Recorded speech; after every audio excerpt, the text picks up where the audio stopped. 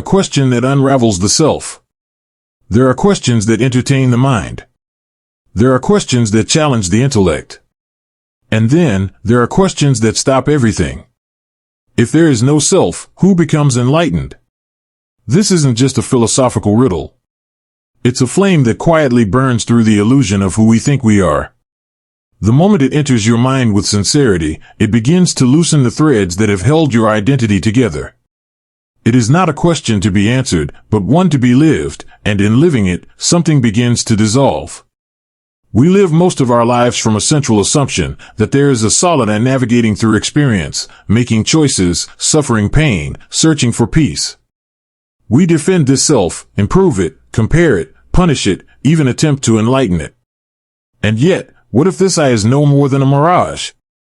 Buddhism dares to suggest that what we call the self is not a thing, but a process, fragile, fleeting, conditioned. Like a rainbow appearing in the mist, it seems real, vivid, even beautiful. But try to grasp it, and your hands come back empty. And yet, this emptiness is not a void. It is a doorway. To truly explore the question who becomes enlightened is to begin a journey not towards some faraway mountaintop, but inward, into the very fabric of perception, thought, and awareness. This path doesn't lead to something you become. It leads to what you've always been. In the following pages, we will gently step into this mystery. We'll walk alongside the Buddha's teachings, peer into real-life stories, and open the space for reflection. More than an explanation, this is an invitation, not to solve the question, but to be transformed by it. Let us begin, not with answers, but with silence. Let us listen deeply, not to thoughts, but to the stillness between them. And perhaps, just perhaps, what we discover will not be someone becoming enlightened, but enlightenment shining through no one at all. Part 1. The illusion of the self, seeing through the mist. We often speak of ourselves as if we are unchanging beings. I am tired. I was happy yesterday. I want to become enlightened. There's always this I at the center of every sentence, like the sun around which all our thoughts orbit. But have we ever stopped to ask, what is this I? Is it the body? The mind? Our memories? Our thoughts? Or is it something else, a story, an illusion so subtle that we rarely question it? The core of the illusion. In Buddhist teachings, the Buddha explained that what we call the self is not a fixed thing. It is not a solid, unchanging identity that moves through life. Instead, it is a collection of ever-shifting processes, known as the 5 aggregates, Panchakanda. 1. Form, Rupa, the physical body and material elements. 2. Feeling, Vedana, sensations that are pleasant, unpleasant, or neutral. 3. Perception, Sana, the mental recognition and labeling of experiences.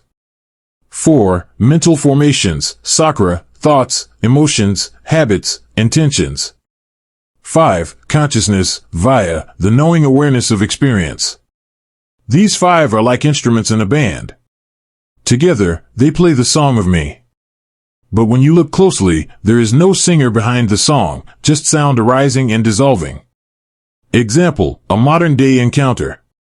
Let's take a very ordinary example. Imagine you're driving home from work. Someone cuts you off in traffic. Suddenly, anger arises. How dare he? Doesn't he see me?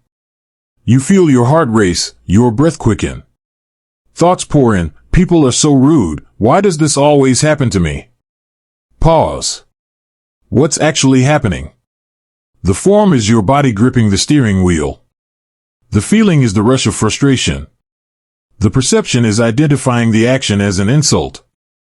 The mental formation is the judgment and storyline that follow. And the consciousness is what knows all of this is happening. But where, in all of this, is the permanent you? Is it the thought? The anger?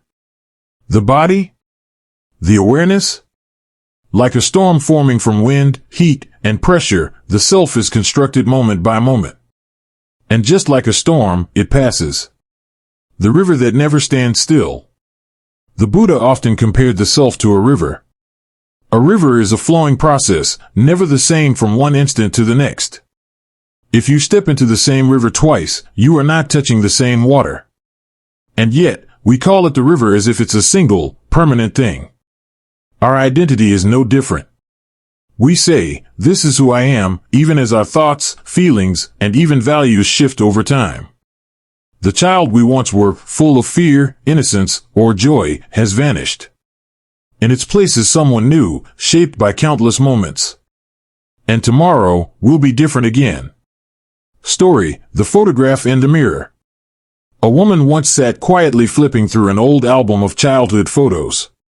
She came across a picture of herself, aged 6, missing teeth, wide smile, scraped knees.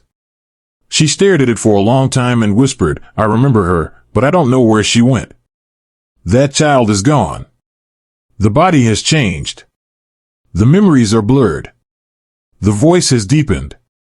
But we still say, "That was me." We believe there's a thread that runs through time connecting the child to the adult, but the Buddha teaches us there is continuity, not sameness. Like fire passing from candle to candle, the light continues, but no flame remains unchanged. Why we cling to I? If the self is not real, why do we cling to it so fiercely?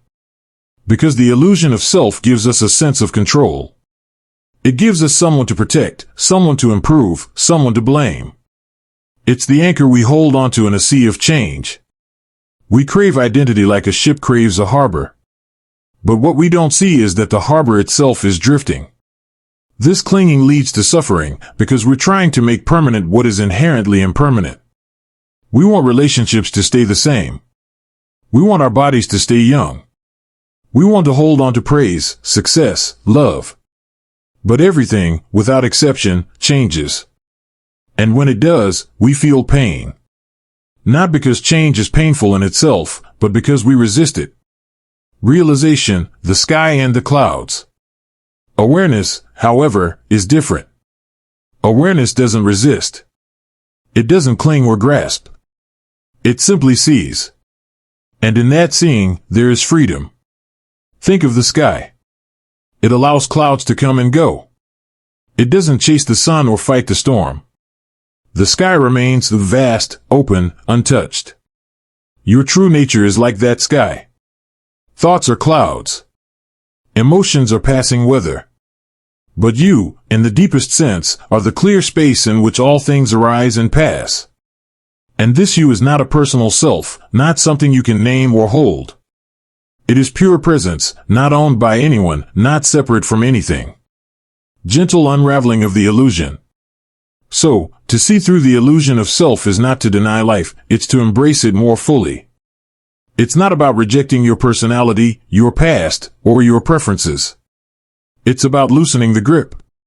It's about moving through life lightly, like wind through trees, like water over stones. When we no longer cling to I, life becomes gentler. We respond instead of react. We open instead of resist. We suffer less, not because pain disappears, but because the one who owned the pain no longer holds it so tightly. We stop asking, "What will happen to me?" and start wondering, "What is unfolding here?" That shift changes everything. Part 2, Awakening Without a Self, when understanding blossoms on its own. Once we begin to see that the self is not a solid entity but a shifting appearance, a natural question arises. If there is no self, then who wakes up? How can enlightenment happen if there is no one to attain it? At first, this question feels like a paradox. Like a koan, it rattles the mind. But it is only confusing when viewed through the lens of ego, the very lens that awakening dissolves. The Buddha's answer, both profound and simple, is this. Awakening does not happen to a self. It happens when the illusion of self is seen through. The flower does not force itself to bloom. Awakening is not an act of will. It is not the result of polishing the ego or building a perfect identity. It is not achieved by effort in the usual sense. It unfolds like a flower opening to the sun, not because it wants to, but because conditions are ripe. In Buddhist teachings, this principle is called dependent origination, paticca samuppada, the understanding that all phenomena arise based on causes and conditions. Just as rain does not fall because it chooses to, but because clouds, humidity, temperature, and wind come together in a certain way, awakening occurs when inner conditions align: mindfulness, sincerity, presence, and a deep letting go. Example: the music that plays itself. Imagine sitting by a quiet lake. A breeze stirs the trees. Leaves rustle softly. Birds call in the distance. You didn't plan this song, yet it plays. You didn't make it happen, yet it moves through you. Awakening is like that, not manufactured, but revealed. When the mind is quiet, when the self isn't center stage, a deeper harmony emerges. Clarity arises not from control, but from stillness. You don't become enlightened. Enlightenment reveals itself in the absence of the one who was seeking it. Story: The Man and the Window. There was once a man who spent years cleaning a foggy window, believing that once it was spotless, he'd see heaven beyond it. He tried every tool, every method, and each day he'd scrub harder. But the view remained dim. One day, exhausted, he stepped back and realized the fog wasn't on the window at all. It was in his mind. Awakening often happens this way. We strive and seek and strive again, believing we must do more to arrive. But in truth, when effort quiets and the self stops trying to awaken, something opens. A veil lifts. And what we sought is found to be always here. The role of observation, not effort, but attention. What brings about this shift is not force, but gentle observation. When we watch the mind, its thoughts, its movements, its emotions, with a quiet, non-judging awareness, something changes. The mind begins to reveal its patterns. The illusion of control softens. The one who thought it was doing everything begins to dissolve. Try this: close your eyes. Watch your thoughts. See how they arise on their own. Did you choose the next one? Watch how they pass away without your permission. In this simple seeing, you begin to understand: the mind moves. Awareness watches. And that awareness is not you in the egoic sense. It is not personal. It is just presence, spacious, timeless, and always here. The space between thoughts. Many traditions speak of this space, the gap between thoughts, the pause between breaths. In that space, something sacred lives. It is not empty. It is full of potential, like fertile ground after rain. In that gap, there is no identity, no story, no striving, only peace. The Buddha compared this to the space between musical notes. Without silence, there can be no song. And without stillness, there can be no awakening. But we are often too busy listening to the notes, chasing the melody, identifying with the lyrics of our lives. We forget to pause, to notice the silence that holds everything.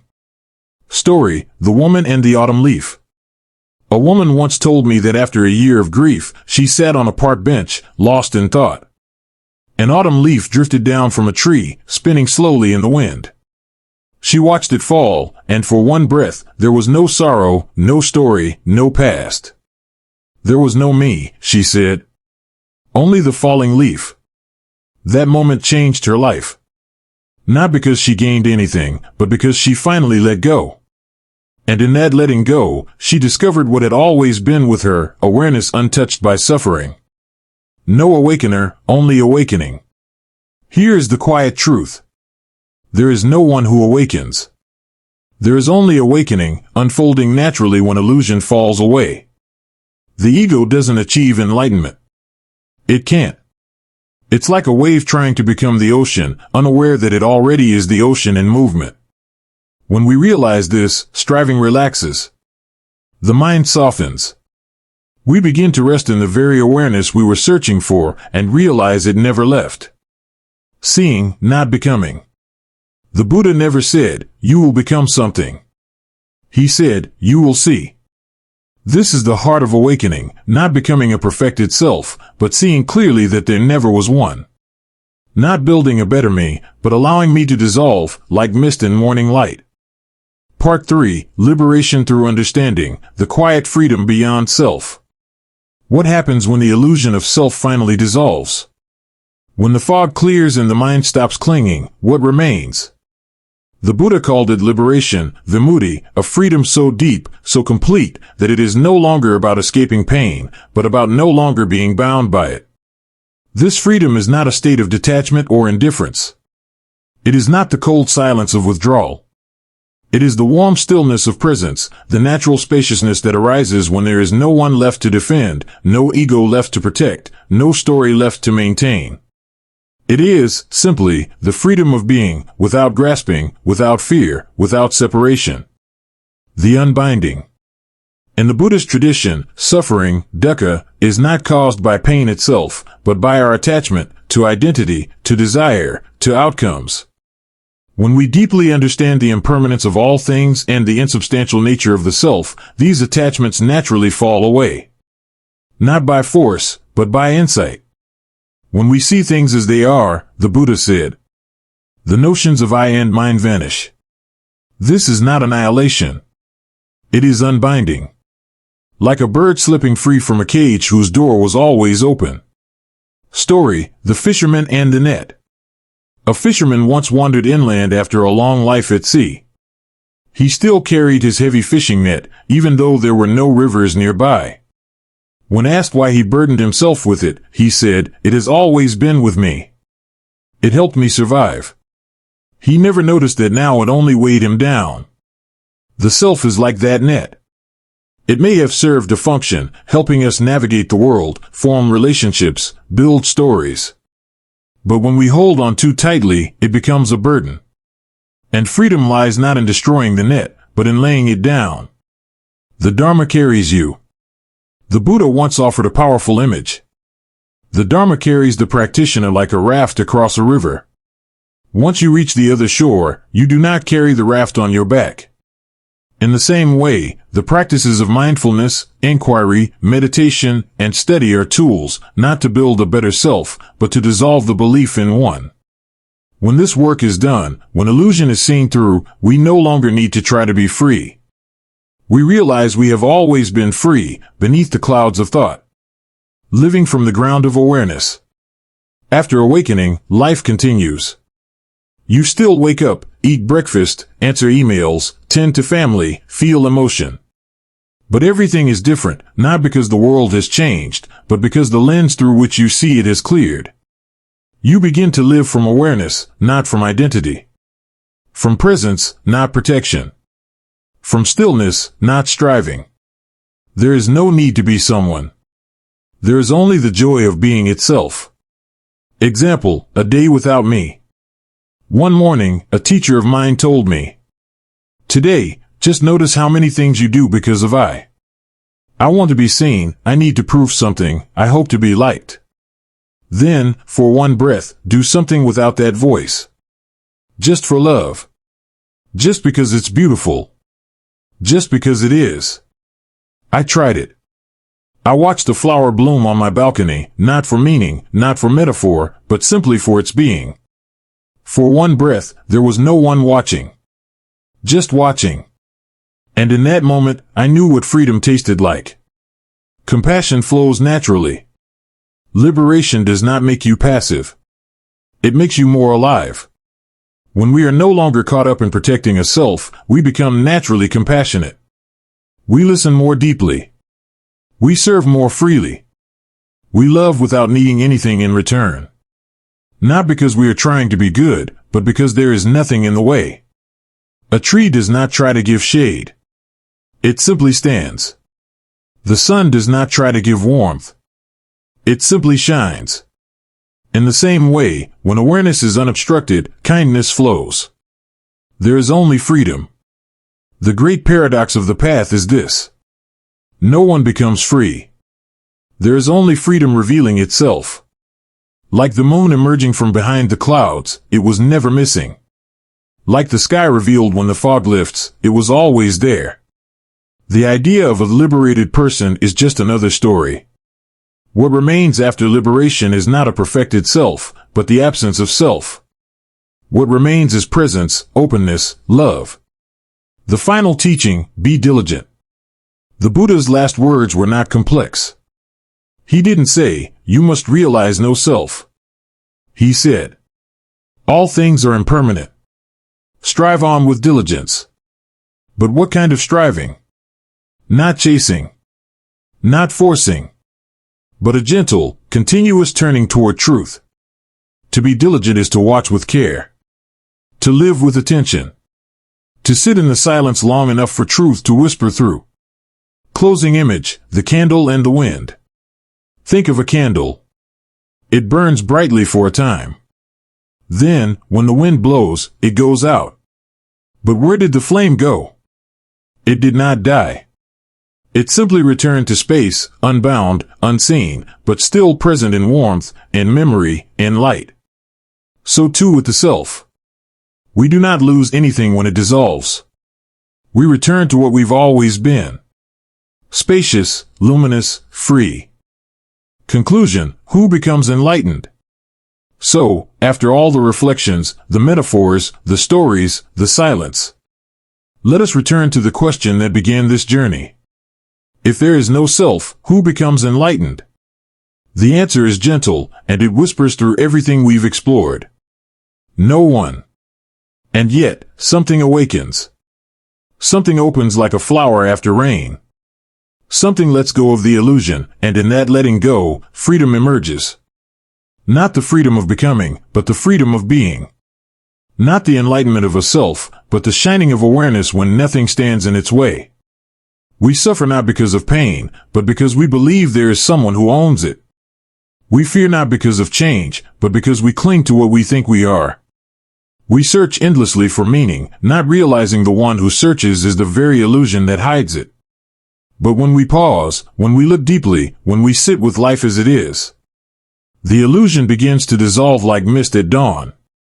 And what remains is not nothing, but everything. Awareness. Compassion. Clarity. Silence. Joy. Not mine, not yours, just what is. Final reflection. You are not the wave. You are not the storm. You are the ocean, vast, still, and quietly aware beneath it all. You are not the thought. You are not the self-image. You are the space in which all thoughts rise and fall. There is nothing to become. There is only something to see. And when that seeing is clear, the question disappears. The goal of the spiritual path is not to become someone else, but to realize there was never anyone to begin with. Inspired by the Buddha's teachings.